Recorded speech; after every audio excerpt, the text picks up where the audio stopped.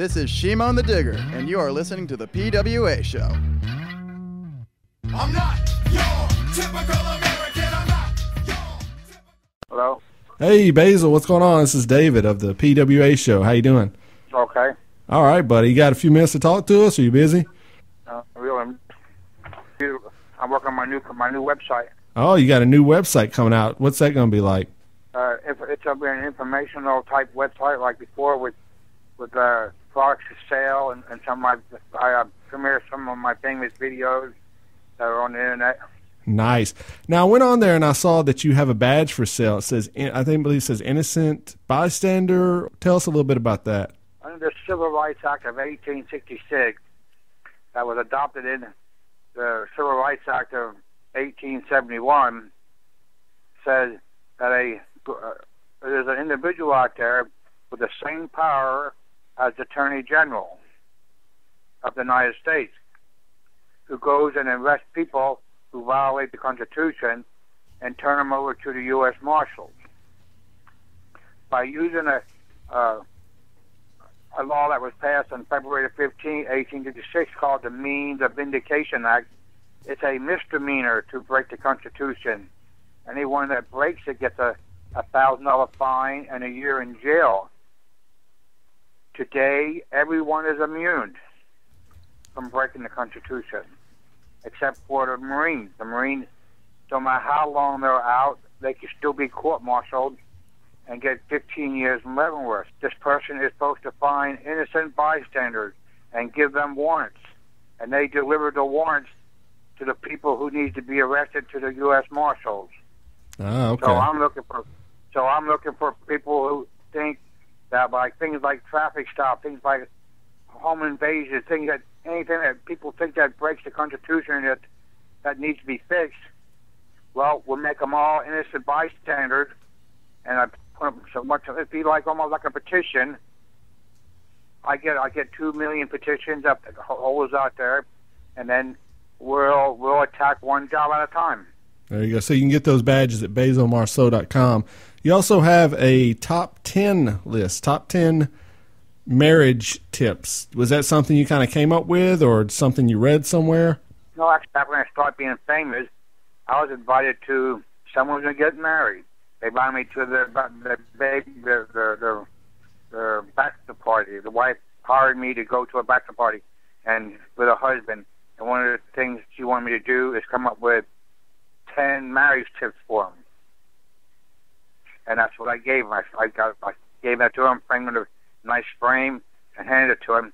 And I decided I'm going to connect with everyone that goes to my website. Well, I like it, man. I like the part about, the sports tips. Don't think about sports. Think about your wife. It's good stuff. Now, let's talk about a little bit of your military experience. I was telling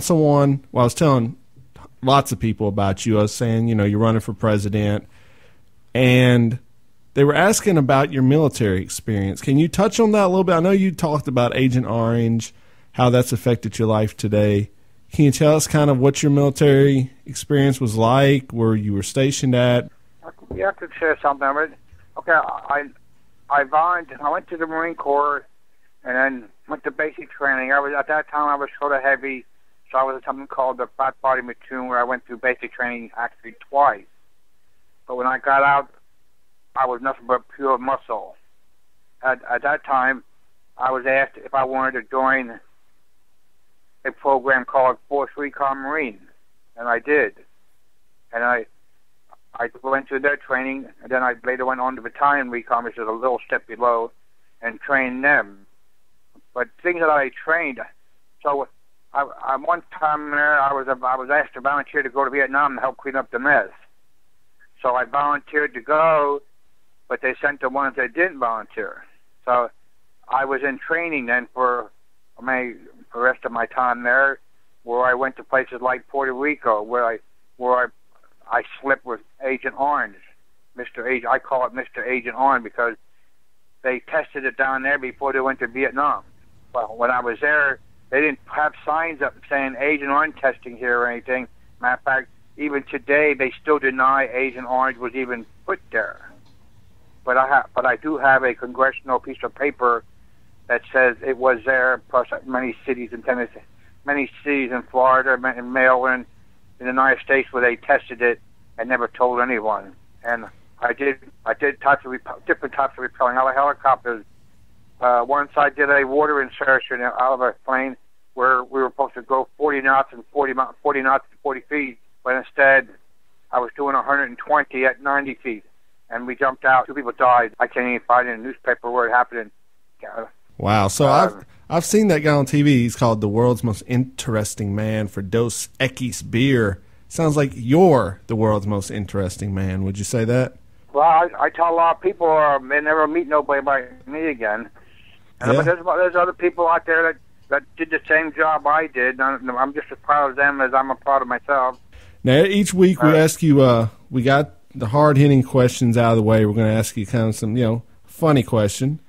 And I just want to know, there's a guy that's in the news a lot. I don't know if you know him or not, but are you a fan of Justin Bieber at all? Well, my granddaughter loves him. And if she finds out I said anything bad about him, she may not like me that well. So I would say Justin Bieber's okay. It's okay. Not as good as Ringo Starr, though, right? Ringo Starr? Yeah. I don't think he should. I don't think he's as popular as. No, I think Ringo Starr has a higher. He's more higher up the echelon. But maybe down the road he'll make it there. But I think Ringo Starr may be higher on the echelon scale. I guess somebody needs to get him a man's haircut, Basil. I mean, maybe call this guy up and tell him to get a real haircut. He's got some pretty, haircut? some of that's just not cool, But anyway, Basil, it's the fad of the young today, And how would he look with my haircut? And the kids today don't look at me.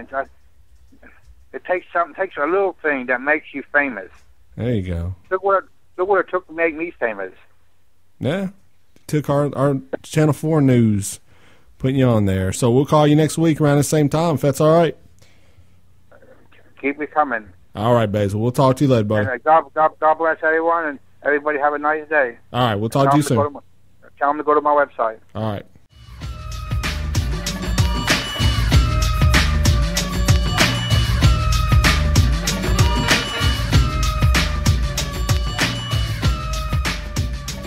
I'm Barack Obama, and I approve this message. Yeah, boy.